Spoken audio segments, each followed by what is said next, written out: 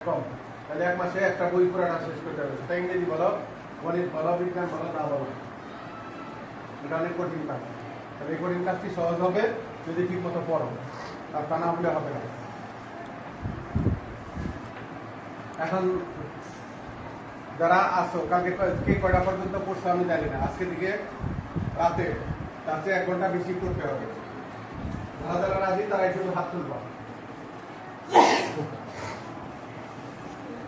আজকে থেকে 1 ঘন্টা বেশি পড়তে হবে, অর্থাৎ কালকে রাত যে 11টা পড়ছো আজকে 12টা, যে 12টা পড়ছো সে 1টা,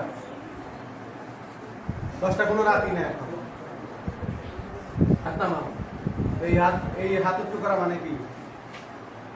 ওয়াদা করা, বন্ধ করা। এই অ্যাসেম্বলিতে বলে না, আমি ওয়াদা করতেছি দেশের সকল কাজে সর্বদা নিজেকে নিয়োজিত রাখিব, বলে না? এটা হলো প্রতিশ্রুতি দেওয়া। আর প্রতিশ্রুতি ভঙ্গকারী ইসলামের দৃষ্টিতে কি? মুনাফিক হবা। আটকা পড়ছে, এখন হাত উঁচু করে আটকা পড়ছে না? কি বলা? হাত উঁচু করে আটকা পড়ছে না? আটকা পড়া নাই। প্রতিশ্রুতি যেটা দিয়েছো সেটা যদি পালন করো তাহলে তার মুনাফিক হওয়া লাগবে না, আর যদি পালন না করো তাহলে মুনাফিক হবে। সেটা হচ্ছে তোমার ব্যাপার। এখন মুনাফিক হবে নাকি 1 ঘন্টা বেশি পড়বে আজকে থেকে, বলো? তাহলে আজকে থেকে 1 ঘন্টা অবশ্যই বেশি পড়বো, যেহেতু এটা ওয়াদা বরখেলাপকারী মুনাফিক হওয়ার দরকার নাই।